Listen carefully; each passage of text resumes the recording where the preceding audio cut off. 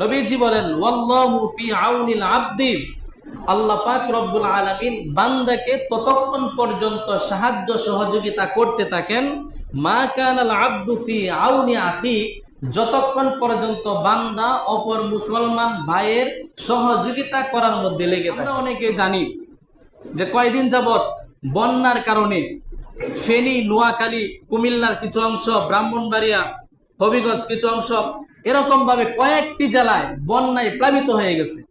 এরকম ভাবে বন্যা হয়েছে ফেনীতে যে এরকম একতলার উপরে পানি উঠে গেছে, কেহ বলতেছে 2 তলা পর্যন্ত পানি উঠে গেছে, এই পরিমাণ তাদের কাছে বন্যা হয়েছে।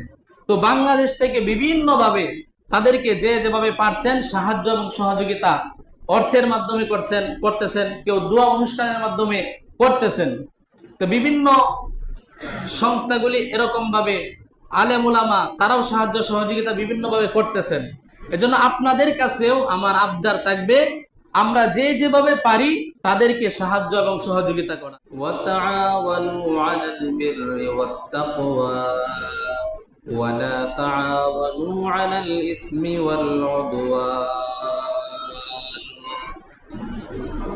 وقال النبي صلى الله عليه وسلم أن رجلا سأل النبي صلى الله عليه وسلم أي الإسلام خير؟ قال تطعم الطعام وتقرأ السلام على من عرفت ومن لم تعرف، أو كما قال النبي عليه الصلاة والسلام। সকলে দুরূদ শরীফ পড়ি। اللهم صل على محمد وعلى آل محمد كما صليت على إبراهيم وعلى آل إبراهيم إنك حميد مجيد. اللهم بارك على محمد وعلى آل محمد كما باركت على إبراهيم وعلى آل إبراهيم إنك حميد مجيد. الحمد لله। আল্লাহ পাক রব্বুল আলামিনের দরবারে অসংখ্য অগণিত শুকরিয়া আদায় করছি, যে মহান রব্বুল আলামিন আমাদেরকে পবিত্র জুমার দিন আল্লাহ তাআলার ঘরে মসজিদে আগে আগে আসার, বসার এবং কিছু আলোচনা শোনার সুযোগ করে দিয়েছেন। এই জন্য আমরা সকলেই দিল থেকে শুকরিয়া আদায় করি, সকলেই পড়ি আলহামদুলিল্লাহ। আল্লাহ পাক রব্বুল আলামিনের কাছে একমাত্র মনোনীত ধর্ম হলো ইসলাম। আল্লাহ তাআলা নিজেই বলেন ইন্নাদ-দীনা ইনদাল্লাহিল ইসলাম, যে আল্লাহ পাক রব্বুল আলামিনের কাছে মনোনীত ধর্ম হলো একমাত্র ইসলাম। ওয়া মান ইয়াবতাগি গায়রাল ইসলামি দীনান ফালাই ইউকবালা মিন, ইসলাম ছাড়া অন্য কিছু যদি কেউ তালাশ করে, ইসলামকে বাদ দিয়ে এবং পরকালে ইসলাম ছাড়া যদি অন্য কোনো কিছু নিয়ে যায়, সেটা আল্লাহ তাআলার দরবারে কবুল হবে না। ওয়া হুয়া ফিল আখিরাতি মিনাল খাসিরিন, এবং পরকালে সে ক্ষতিগ্রস্তদের অন্তর্ভুক্ত হয়ে যাবে। সূরা মাইদার 3 নম্বর আয়াতে আল্লাহ বলেছেন যে আল ইয়াউমা আকমালতু লাকুম দীনাকুম ওয়া আতমামতু আলাইকুম নি'মাতি, আমি আমার দিনকে পরিপূর্ণ করে দিয়েছি। অর্থাৎ এক কথায় বলতে গেলে ইসলাম হলো একটি পূর্ণাঙ্গ জীবন ব্যবস্থা। ইসলামের মধ্যে যেরকম ভাবে নামাজের আদেশ আছে, নামাজের বিধিবিধান আছে, হজের মধ্যে যেরকম ভাবে ইসলামের দিক নির্দেশনা আছে, যেরকম ভাবে যাকাতের ক্ষেত্রে, জিকিরের ক্ষেত্রে, কোরআনুল কারীম তেলাওয়াতের ক্ষেত্রে দিক নির্দেশনা আছে, ঠিক তদ্রূপ ভাবে ইসলামের আরো যত বিষয় রয়েছে, সেটা আমাদের ব্যক্তিগত বিষয় হতে পারে, পারিবারিক বিষয় হতে পারে, সামাজিক বিষয় হতে পারে, রাষ্ট্রীয় বিষয় হতে পারে, সকল ক্ষেত্রেই কিন্তু ইসলামের বিধিবিধান রয়েছে। একটা মানুষ কিভাবে মসজিদ থেকে বের হবে, এটারও একটা বিধান আছে। মসজিদে কিভাবে প্রবেশ করবে এটারও একটা তরিকা আছে। একটা মানুষ কিভাবে খাবার খাবে এটারও ইসলামের মধ্যে তরিকা আছে, নিয়ম আছে। একটা মানুষ কিভাবে ঘুমাবে এটারও কিন্তু ইসলামের মধ্যে দিক নির্দেশনা আছে। একটা মানুষের ব্যক্তিগত জীবন কিভাবে পরিচালিত করবে এটাও ইসলামের মধ্যে আছে। সামাজিক জীবন কিভাবে, পারিবারিক জীবন কিভাবে পরিচালিত করবে ইসলামের মধ্যে আছে। মানুষ হলো সামাজিক জীব। একজন মানুষ আরেকজন মানুষকে ছাড়া চলতে পারে না। তো এই জন্য মানুষকে সামাজিক জীব বলা হয়। তো একজন মানুষ যখন সে একা একা চলতে পারে না, অন্যের মুখাপেক্ষী তাকে হতেই হয়। এই জন্য সামাজিকভাবে কিছু ইবাদত রয়েছে, কিছু কাজ রয়েছে, এটাকেও আল্লাহ তাআলা ইবাদত করে দিয়েছেন। এবং হাদিস শরীফের মধ্যে নবী করিম সাল্লাল্লাহু আলাইহি ওয়াসাল্লাম বলেছেন যে আল মুসলিমু আখুল মুসলিম, যে একজন মুসলমান অপর মুসলমান হলো ভাই ভাই। আমি আমার আপন ভাই, এটা তো ভাই আছে, দুনিয়াতে যত মুসলিম আছে সবাই তারা আমার ভাই। তো এক ভাই যদি ক্ষতিগ্রস্ত হয় তো অপর ভাই তার সামনে এগিয়ে যেতে হয়। তো এই জন্য একজন মুসলমান যদি কোনো বিপদে পড়ে অপর মুসলমান এগিয়ে যাওয়া, তাকে সাহায্য এবং সহযোগিতা করা, এটাওকে আল্লাহ পাক রব্বুল আলামিন ইবাদত বানিয়ে দিয়েছেন। সুবহানাল্লাহ। তাকে সহযোগিতা করা যে কোনো মাধ্যমেই হোক, ওই অপর মুসলমান ভাইকে সাহায্য এবং সহযোগিতা করা, কমপক্ষে তাদের জন্য দোয়া হলেও করা, এটা একজন মুসলমান অপর মুসলমানের ভাই হিসাবে তার এটা একটা কর্তব্য। এবং আল্লাহ পাক রব্বুল আলামিন কোরআনের মধ্যেও বলে দিয়েছেন ওয়া তাআওয়ানু আলাল বিররি ওয়াত তাকওয়া, তোমরা সৎকর্ম এবং আল্লাহ ভীতির ব্যাপারে একে অপরকে তোমরা সহযোগিতা করো। ওয়ালা তাআওয়ানু আলাল ইসমি ওয়াল উদওয়ান, এবং গুনাহের ক্ষেত্রে, আল্লাহ তাআলার অবাধ্যতার ক্ষেত্রে তোমরা একে অপরকে সহযোগিতা করা যাবে না। তাহলে এই আয়াত দ্বারা বুঝলাম যে একজন মুমিন আরেকজন মুমিন, একজন মুসলিম আরেকজন মুসলিম, এক ভাই আরেক ভাইকে ভালো কাজের ক্ষেত্রে সাহায্য এবং সহযোগিতা করা, এটা আল্লাহ তাআলার হুকুম, আল্লাহ তাআলার নির্দেশ।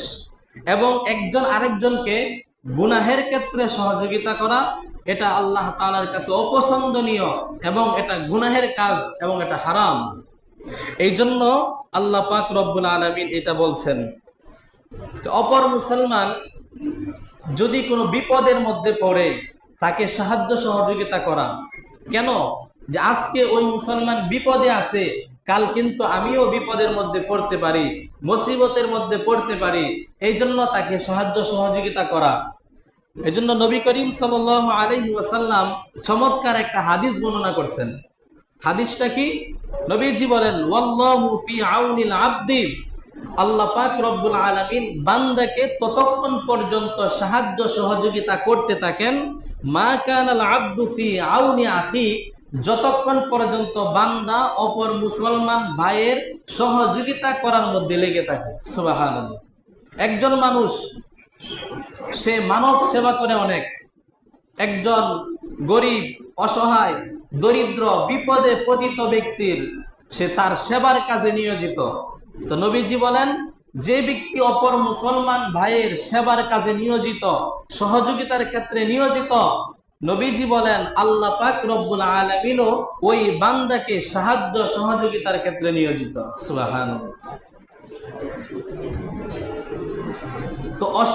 তো মানুষের সেবা করা, মানুষের খেদমত করা, এটা হলো আরেকটা ইবাদত।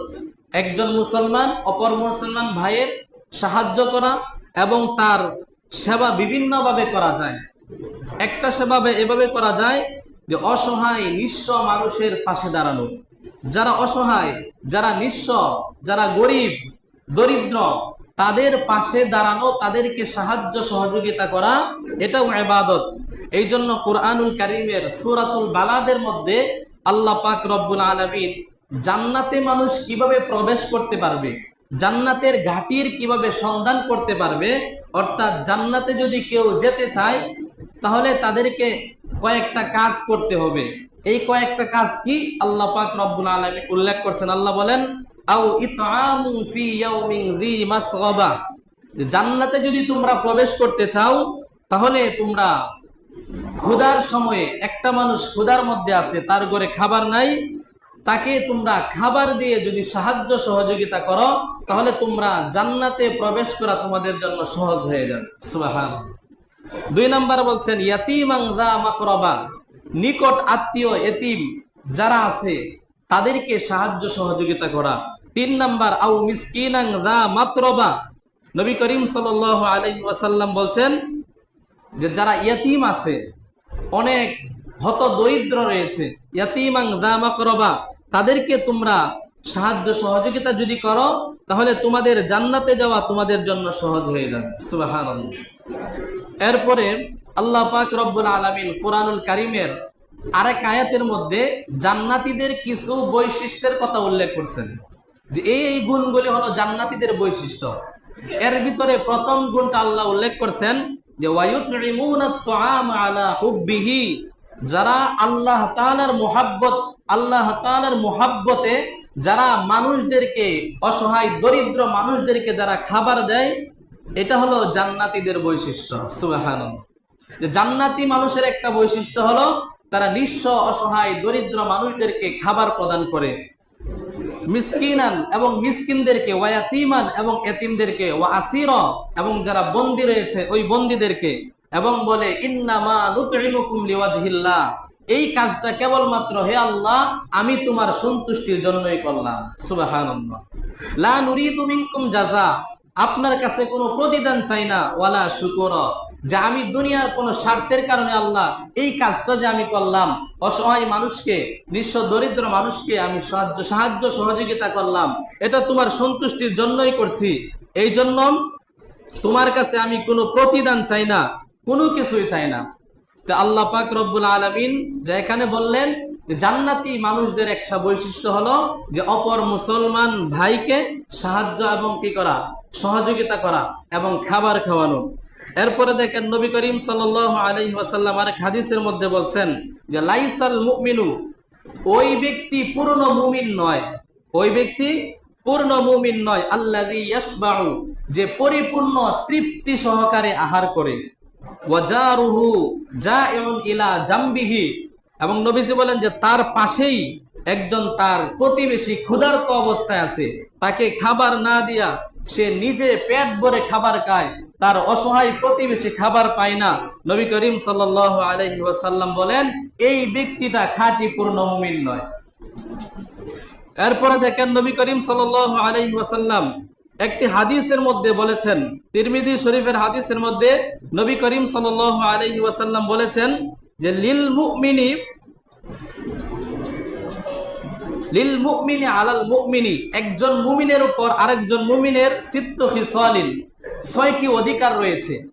1 নম্বর অধিকার কি, ইয়াউদুহু ইযা মারিদা, কোন মুমিন ব্যক্তি যখন অসুস্থ হয় তাকে তার সেবা করা, তার শুশ্রূষা করা, এটা একজন মুমিনের আরেকজন মুমিনের কাছে সে পায় অধিকার। ওয়ায়াশহাদুহু ইযা মাতা, 2 নম্বর অধিকার হলো যখন কোনো ব্যক্তি, মুমিন ব্যক্তি মারা যায় তার জানাজার মধ্যে উপস্থিত হওয়া।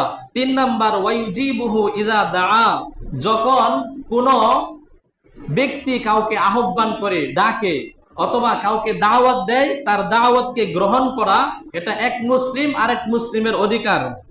এরপরে নবী করিম সাল্লাল্লাহু আলাইহি সাল্লাম বলেন ওয়ায়ুসাল্লিমু আলাইহি ইযা লাকিয়াতাহু, একজন মুমিন আরেকজন মুমিনকে দেখা হলে সালাম দেওয়া, এটা অপর মুসলিমের অধিকার।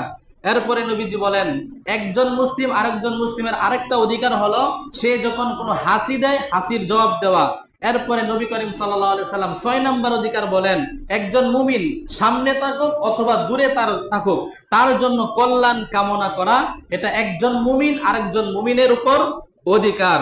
এরপর আরো অনেক হাদিস আছে, নবী করিম সাল্লাল্লাহু আলাইহি সাল্লাম বলেন আতইমুল জাইয়া, তোমরা ক্ষুধার্তকে খাবার খাওয়াও, ওয়াউদুল মারিদ, তোমাদের মধ্যে যারা অসুস্থ হয় তাদেরকে তোমরা সেবা করো, ওয়া ফুকুল আনিয়া, এবং যারা বন্দী রয়েছে তাদেরকে তোমরা মুক্ত করো।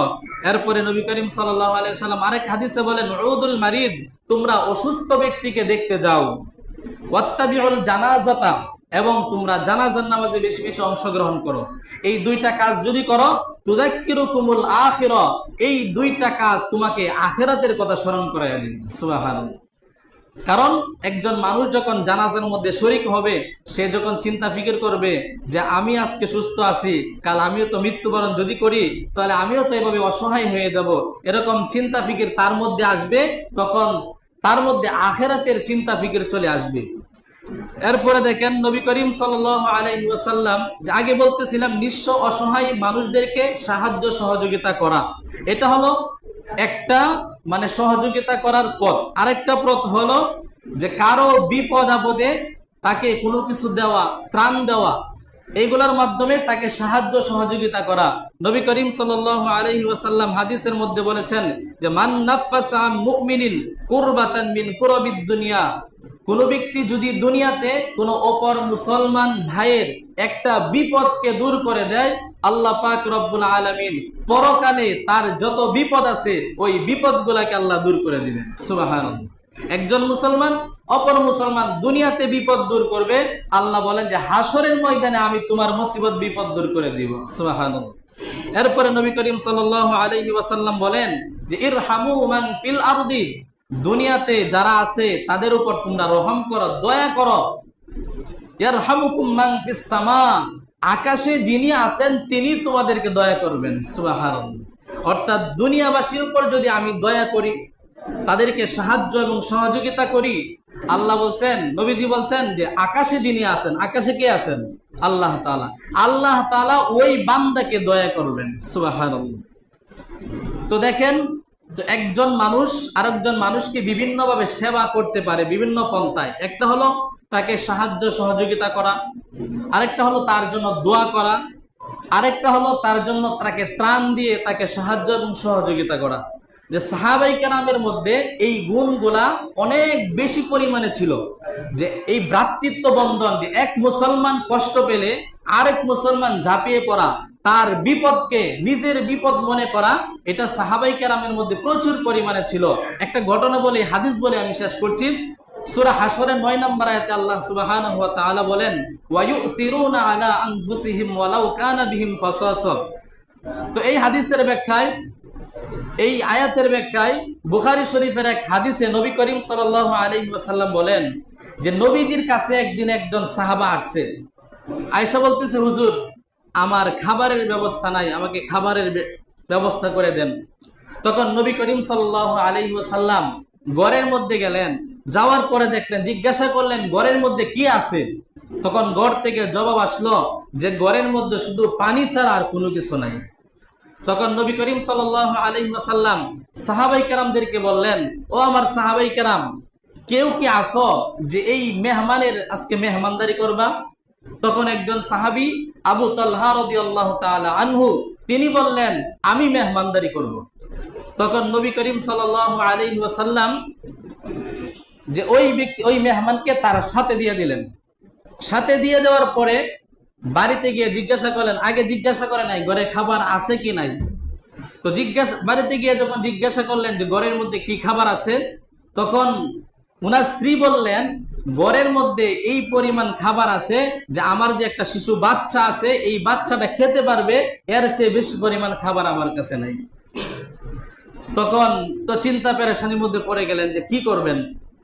তখন আবু তালহা রাদিয়াল্লাহু তাআলা আনহু, যে আমি নবীজির কাছ থেকে একজন মেহমানকে নিয়ে আসলাম, এখন যদি আমি মেহমানদারি করতে না পারি এটা কেমন দেখা যায়। তখন বললেন ঘরের মধ্যে আরো যা কিছু আছে সবগুলাই মেহমানের জন্য পাক করো, এবং এই শিশু যখন খাবারের জন্য কান্নাকাটি করবে তখন শিশুকে তুমি ঘুম পাড়াইয়া দিবা। এরপরে এখন এই পরিমাণ সব মিলিয়ে এই পরিমাণ খাবার আছে যে একজন মানুষ শুধু খাইতে পারবে। তখন তো মেহমান আর এদিকে মেজবান, উনি মেহমানদারি করবেন, উনিও তো মেহমানের তো বলবে যে খাওয়ার জন্য। তখন একটা বুদ্ধি করলেন যে রাত্রেবেলা যখন খাবার খাইতে বসছে তখন স্ত্রীকে আগে বলে রাখছে যে এরকম ভাবে বাতি জ্বালানোর বাহানা করে আমি বাতিটাকে নিভাইয়া দিব, আগুন জ্বালানোর বাহানা করে। এরপরে যখন খাবার খাইতে বসলো, কোনো পন্থায় কোনোভাবে কৌশল করে বাতিটাকে নিভিয়ে দিলেন। এরপরে উনি আরেকটা বাহানা করলেন যে উনি এরকম ভাবে আগুন জ্বালানোর জন্য, আগুন খোঁজার জন্য চলে গেছেন। ওনার স্ত্রীকে বললেন তুমি আগুন নিয়ে আসো, আমরা অন্ধকারে খাইতে থাকি। তো মেহমানের সামনে একটা প্লেট এবং মেজবানের সামনে আর একটা প্লেট। তখন মেহমানের প্লেট তো খাবার আছে, কিন্তু মেজবান যে বাড়িওয়ালা তার প্লেটের মধ্যে খাবার নাই, আবু তালহা রাদিয়াল্লাহু তাআলা আনহু। তখন উনি বললেন আমার খাবার আছে, আপনি খাইতে থাকেন। উনি প্লেটের মধ্যে হাত ঘুরাইতেছেন আর আওয়াজ করতেছেন। উনি মেহমানকে বুঝাইতে চাইতেছেন যে আমিও আপনার সাথে খাবার খাইতেছি, আপনি খান। এরকম ভাবে তার স্ত্রী মেস আনার জন্য চলে গেলেন। এরকম ভাবে উনি মেহমান খাবার দাবার শেষ, এরপরে আগুন জ্বালাইলেন। তো এই কাজটাকে আল্লাহ পাক রব্বুল আলামিন এরকম ভাবে পছন্দ করছেন যে অপর একজন মুসলমান ভাইকে নিজে উপবাস থেকে নিজের স্ত্রী সন্তানদেরকে উপহাস রেখে অপর মুসলমান ভাইকে মেহমানদারি করানো, খাবার খাওয়ানো, এই কাজটা আল্লাহ তাআলার কাছে এত পছন্দনীয় হয়েছে। পরের দিন যখন ওই সাহাবী নবী করিম সাল্লাল্লাহু আলাইহি ওয়াসাল্লামের কাছে গেলেন, তখন নবী করিম সাল্লাল্লাহু আলাইহি সাল্লাম তাকে দেখে মুস্কি মুস্কি হাসতেছেন আর বলতেছেন, হে আবু তালহা, তুমি এমন একটা গত রাত্রে এমন একটা কাজ করেছো যেই কাজের মাধ্যমে স্বয়ং আল্লাহ তাআলা হেসে দিয়েছেন। সুবহানাল্লাহ, আল্লাহ তাআলা খুশি হয়ে গেছেন, আল্লাহ হেসে দিয়েছেন। হাদিসের মধ্যে আসছে যে এত পছন্দ করছেন এই কাজটা, যে অপর মুসলমান ভাইকে এভাবে আপ্যায়ন করা, যে নিজে না খায়া অপর মুসলমান ভাইকে এইভাবে তিনি খাওয়াইছেন। তো আল্লাহ পাক রব্বুল আলামিন খুশি হইয়া এই আয়াত নাজিল করে দিলেন সূরা হাসরের 9 নম্বর আয়াত, ওয়ায়ুসিরুনা আলা আনফুসিহিম ওয়ালাউ কানা বিহিম খাসাসা, যে তারা তো এমন লোক, সাহাবায়ে কেরাম এমন লোক, তারা নিজেদের অভাবগ্রস্ত থাকা সত্ত্বেও অপর মুসলমান ভাইকে নিজের চেয়ে বেশি প্রাধান্য দেয়। সুবহানাল্লাহ। তাহলে আমরা এতগুলো হাদিস এবং আয়াতের মাধ্যমে আমরা জানতে পারলাম যে একজন মুসলমান অপর মুসলমান ভাই একজন মুসলমান যখন ব্যতীত হবে, অপর মুসলমানও ব্যতীত হবে। একজন মুসলমানের বিপদে আরেকজন মুসলমান সাহায্য এবং সহযোগিতা করা, এটা আমাদের দায়িত্ব, কর্তব্য। এই আলোচনা কেন করলাম? আমরা অনেকে জানি যে কয়দিন যাবত বন্যার কারণে ফেনী, নোয়াখালী, কুমিল্লার কিছু অংশ, ব্রাহ্মণবাড়িয়া, হবিগঞ্জ কিছু অংশ, এরকম ভাবে কয়েকটি জেলায় বন্যায় প্লাবিত হয়ে গেছে। এরকম ভাবে বন্যা হয়েছে ফেনীতে যে এরকম একতলার উপরে পানি উঠে গেছে, কেহ বলতেছে 2 তলা পর্যন্ত পানি উঠে গেছে, এই পরিমাণ তাদের কাছে বন্যা হয়েছে।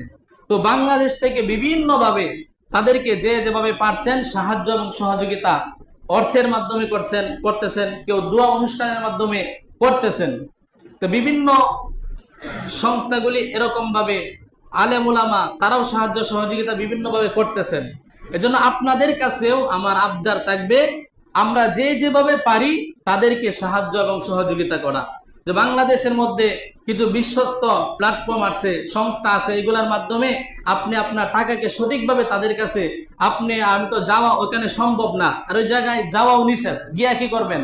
এরকম পুরো একটা জেলা পানির মধ্যে, থানার পর থানা পুরো পানির মধ্যে ভাসতেছে, ওই জায়গার মধ্যে স্পিড বোট, নৌকা ছাড়া বা হেলিকপ্টারে মানুষদের উদ্ধার করতেছে ঘরের ছাদের থেকে।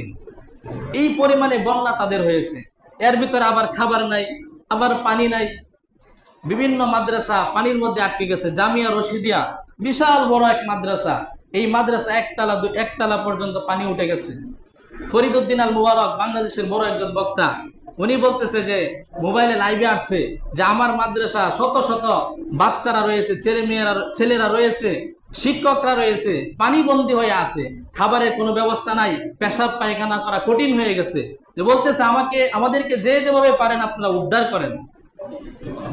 তো আমরা সরাসরি তো আমরা যেতে পারবো না, কোনো বিশ্বস্ত সংস্থার মাধ্যমে, কোনো ফাউন্ডেশনের মাধ্যমে যদি আমরা এগুলা সঠিকভাবে পৌঁছে দেওয়ার ব্যবস্থা কিন্তু অনলাইনে আছে। এর ভিতরে আমি কয়েকটা নাম বলি। এর ভিতরে অনেকেই জানেন আস-সুন্নাহ ফাউন্ডেশন, শাইখ আহমদুল্লাহ, এগুলা নাম্বার ফেসবুক পেজে সব যারা ফেসবুক চালায় অনেকের কাছে আছে, আমার কাছেও আছে, যে আস-সুন্নাহ ফাউন্ডেশন।